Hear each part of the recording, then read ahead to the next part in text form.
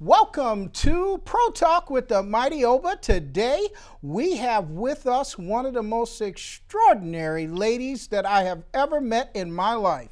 Flo Anthony is just described as being busy. She has done more as an award-winning journalist. Flo is a best-selling author of more than 3 novels. She's also one of the original celebrity gossips. She is probably the one that is the forerunner of all of the celebrity inside reality shows that you're seeing today. We have with us a living legend. Not only that, but her involvement in sports and writing and producing and being a radio show host is just legendary. She is who I call the legendary Flo Anthony. Miss Anthony, how are you today? Oh my goodness, I'm going to have a big head. Thank you for all those marvelous accolades. I'm fine. How are you doing? I'm great, and you are also a member of Delta Sigma Theta Sorority Incorporated, along with my mother. You are one of my favorite people. Thank you so much. Yes, I am. Alpha Chapter, Howard University. Howard University. That I am. Hey, I was thinking about this interview for several days, and I always wanted to ask you about your first column. I think it was Keep Punching. Was that your first? Oh, yeah, it was. It really wasn't my first column. My first column was actually when I was in high school. I was the youth reporter from my high school, Ann Arbor Huron High, to the Ann Arbor newspaper. Mm-hmm. And so I had every week a column. You know, we had to turn in, we all contributed to one page, a youth page from every school. So it actually wasn't, my column writing actually began when I was in high school. Okay. Now, But Keep Punching was my first New York City columm. Okay. And that it was in the Black American newspaper. Okay, what year did that get started? Keep Punching, I would say about 82, 83 in there. About 82. Now, when you started writing that, did you see any leeway into the other bigger newspapers? Were they beginning to look at you from that writing? Well, that's how I did get to the New York Post. Mm-hmm. Yeah, I did get to it through Keep Punching. Dean Miminger Sr. And Bob Williams, they had, I think it was called Black Sports something or other they called me up, they've been reading the column, and said that the New York Post wanted to hire a sister to be the agate clerk in the New York Post sports department, and they were going to recommend me. And so, that did come from me having Keep Punching. But then when I got to the interview for the job, Jerry Lister, may he rest in peace, he was an editor, and he said the only thing he could see on my whole resume was I'd worked for Butch Lewis and Michael Spinks, and so they were his best friends, and so then I did get the job. But I went through a lot even for that, because the guy that they said, I think it was Bob Williams, told me, this guy Mike George, he works there, call him. And he wasn't, even though he became one of my dearest friends, he was not encouraging at all. And I said, well, I'm going to call Dick Young. And, Dick Young was a legendary sports writer. He said, well, he's never here. I said, I call him at home. I've been doing all this, sports PR. I got his number. So then he told me I didn't really want that job. It's a kid's job. I said, look, I really need the job. So then he said, well, to call Bill Gallo, because his son, Greg Gallo, did the hiring. Now, Bill Gallo was the great cartoonist. So when I called him, he said, give him 15 minutes to call his son. And he gave me his son's number at the Post. He said, give him 15 minutes and then call him. And so I did. And then that's how I actually even got the actual interview. Now you mentioned Dean Miminger Sr. Is that the same one that used to play for the New York Knicks? Yes, that is the same one. He passed away several years ago. Yes, I say right. Senior because his son, Dean Miminger Jr., is a big anchor person and reporter for New York One. Oh, okay. I got you. So now you have to differentiate. Well, tell me, what was your experience with the New York Post? How did that work out for you? Well, I stayed there almost 10 years. And I, was promoted throughout the time. I went from being the agate clerk in the sports department over to the entertainment department and being the clerk over there. And from there being promoted over to page 6.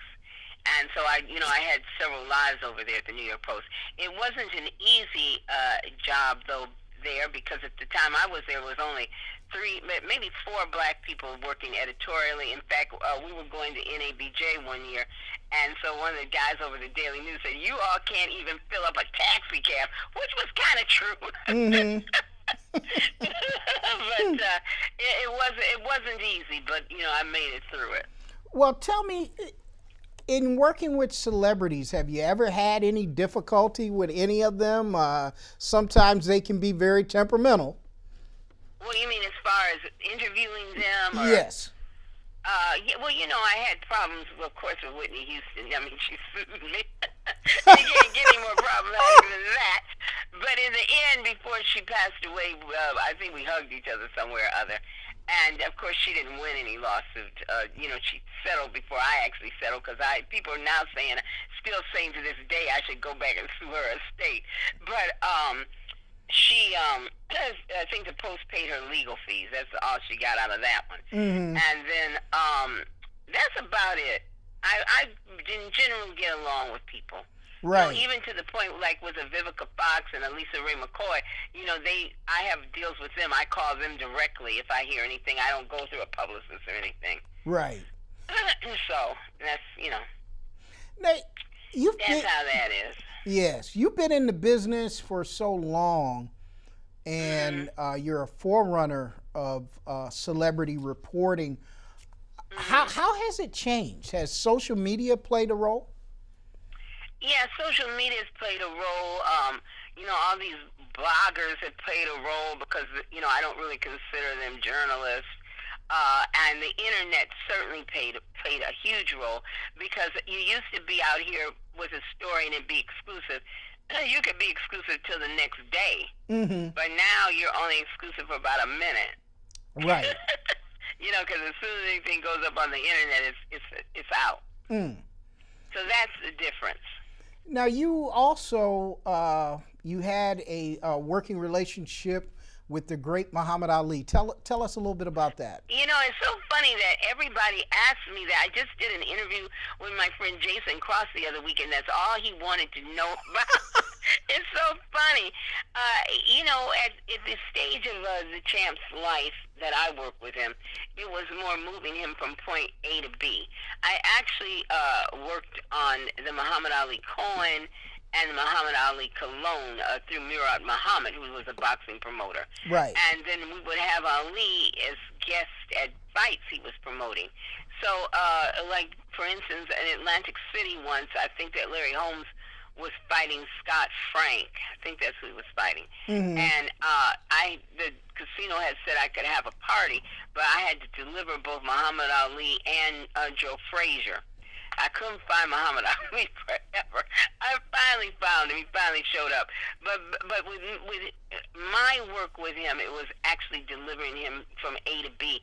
In fact, a friend of mine, she passed away, Sandra Usry, when I first met her down in Atlantic City, and she had a television show and a radio show, and we came with Muhammad Ali.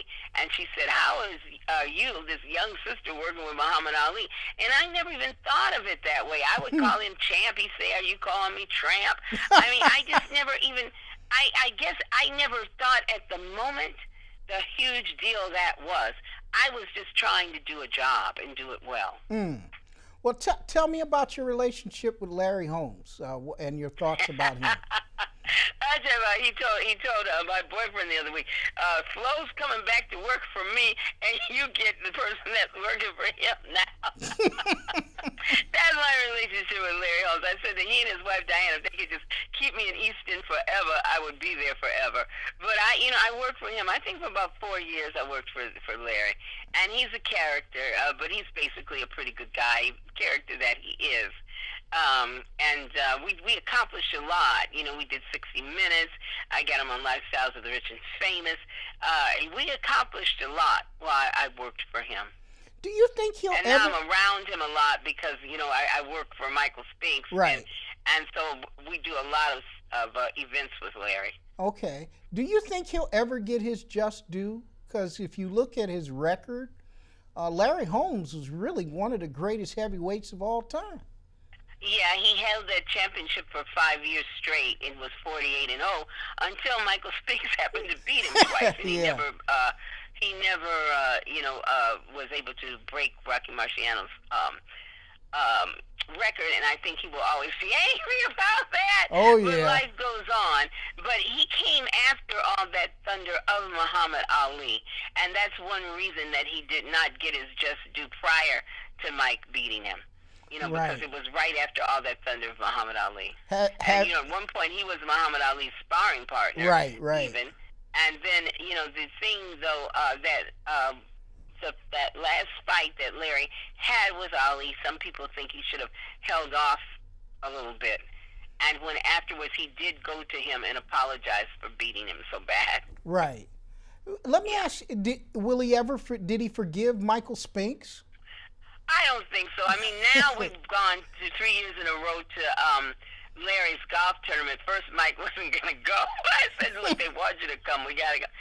And like I said, we traveled. Recently, we just saw him 2 weeks ago at Fight Night in D.C., and we went to Canada with him back in June. I mean, we're with them a lot now because they're boxing legends, and there's all these appearances, so they get along just fine.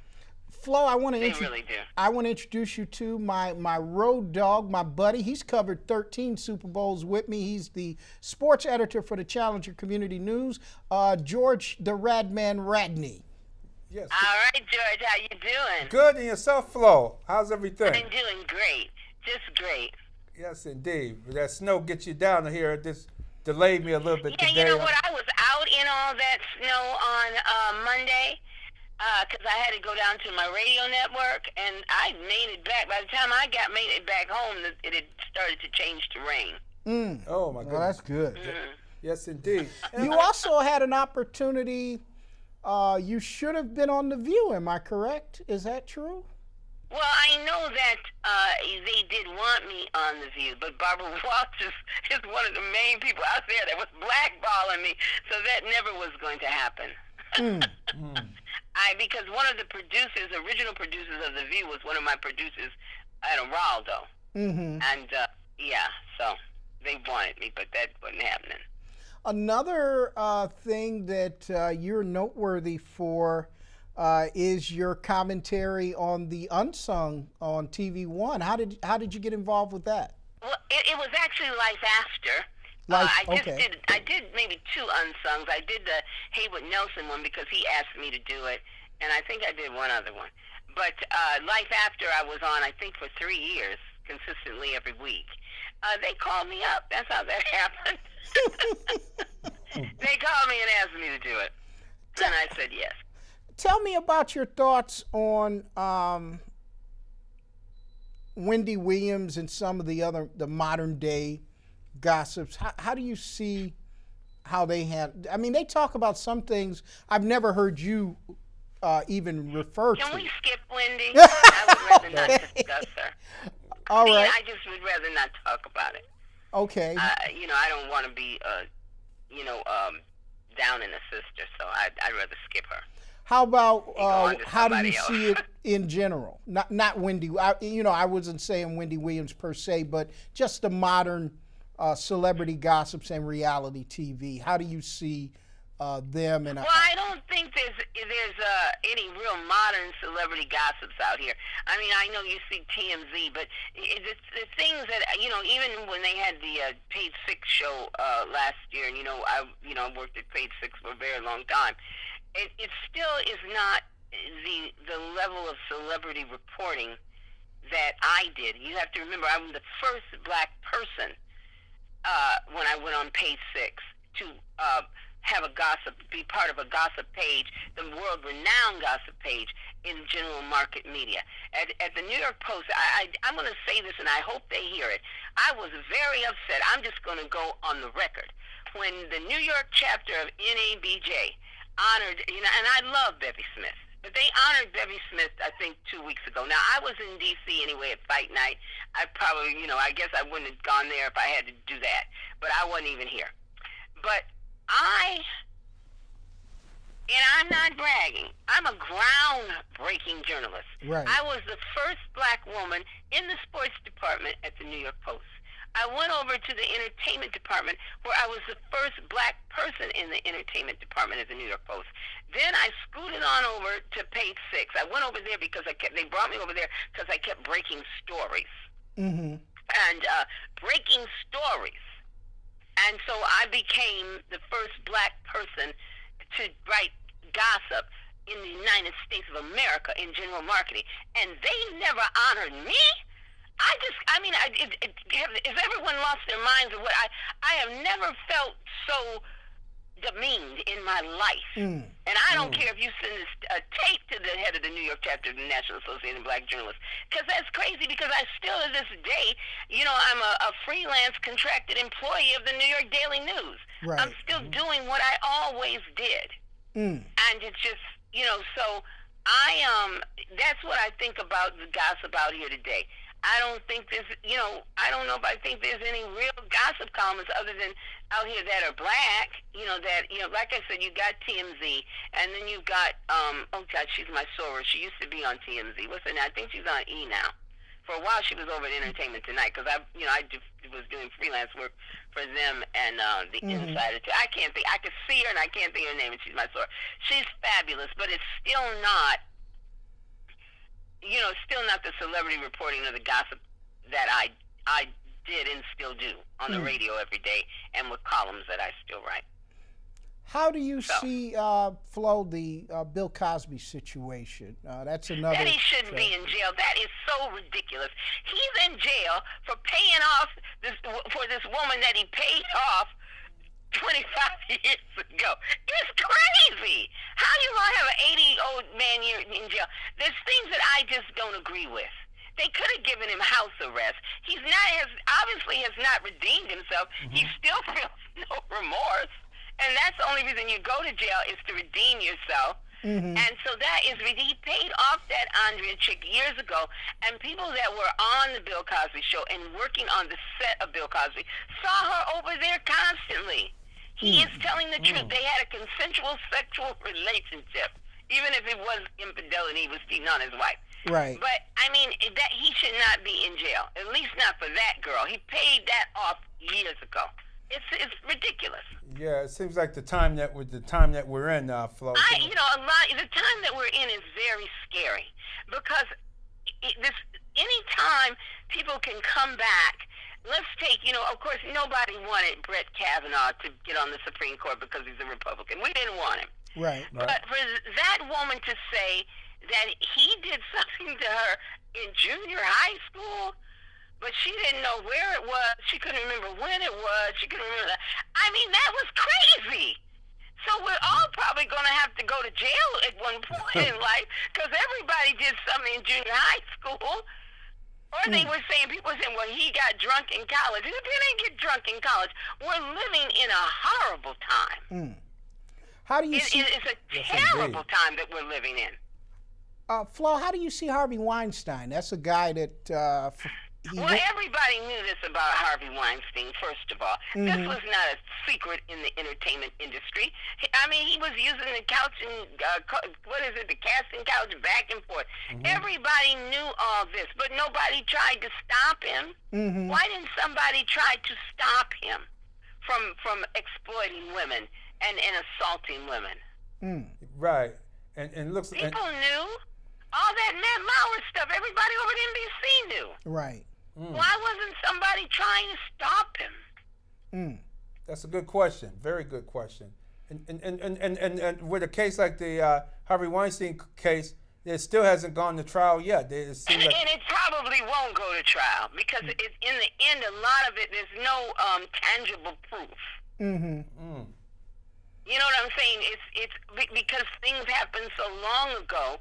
There's no tangible proof, and he has enough money to keep it, going back and forth to court. And as you know, the longer things stretch out, the less power they have. Correct.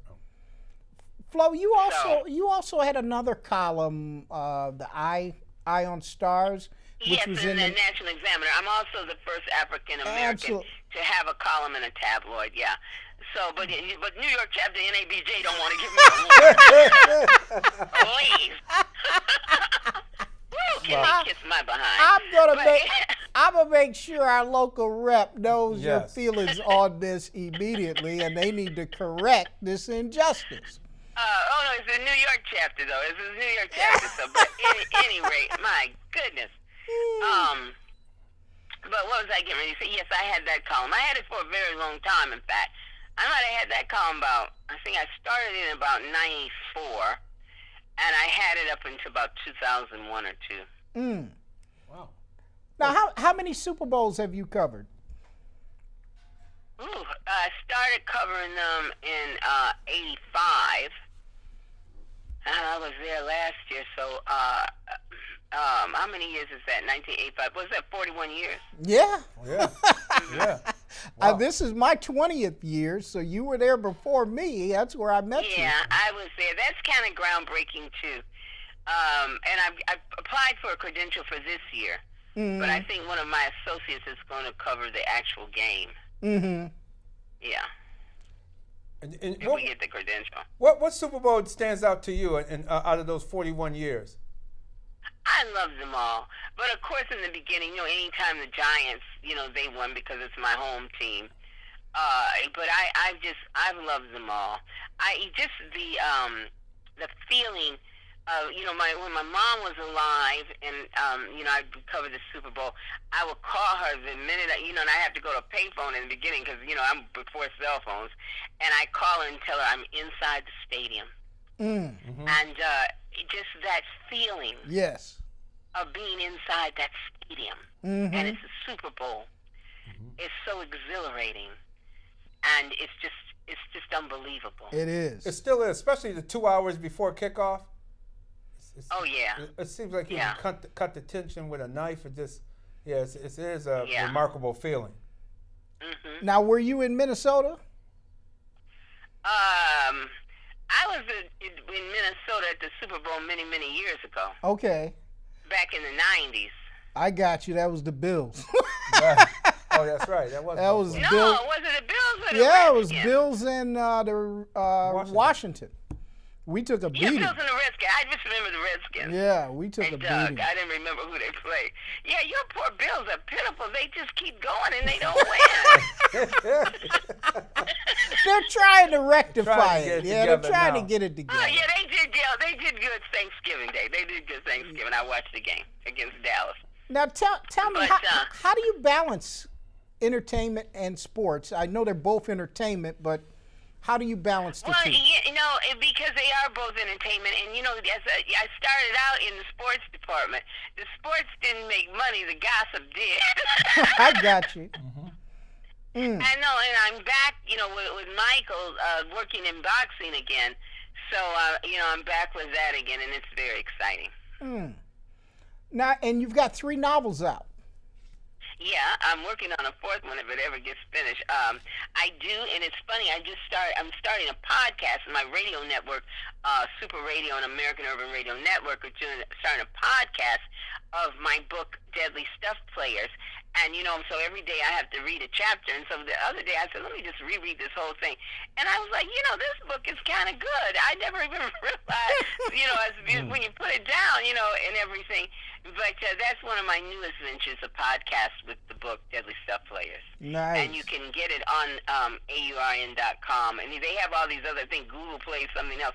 But it's not quite up and running yet. I think they're doing the artwork, and I'm just starting to record the chapters. Well, tell us about your the book, First Keeping Secrets, Telling Lies. Well, that was the very, very first book. The lead character is Valerie. She's a gossip columnist. She's basically me, because my books are kind of faction, because a lot of my life is in these books, and characters are named after my family and friends and stuff. It's kind of it's interesting. And her in Keeping Secrets, Telling Lies, she meets Rome Nyland, who becomes her best friend in the next 2 books. And he's an NFL Hall of Famer turned private investigator. And he's investigating the murder of his cousin, and her name is Charmaine Sutton, and so he's investigating her murder, and that's how he kind of meets Valerie, and they become friends. And Valerie, during the course of the book, maybe 5 other people are murdered, and he and Valerie solved the crime together. So that started the whole Rome and Val series with first Deadly Stuff Players, and then One Last Deadly Play, which is now 3 years old. And I'm putting Rome and Val to rest. I'm working on, it's actually a Christmas novel. Not going to be out this Christmas, though. It's called, what is it called? A Deadly Diva's Christmas Tale. Yeah. That sounds very interesting. Yes, indeed. It's an excellent Yeah, novel. A Deadly Diva's Christmas Tale.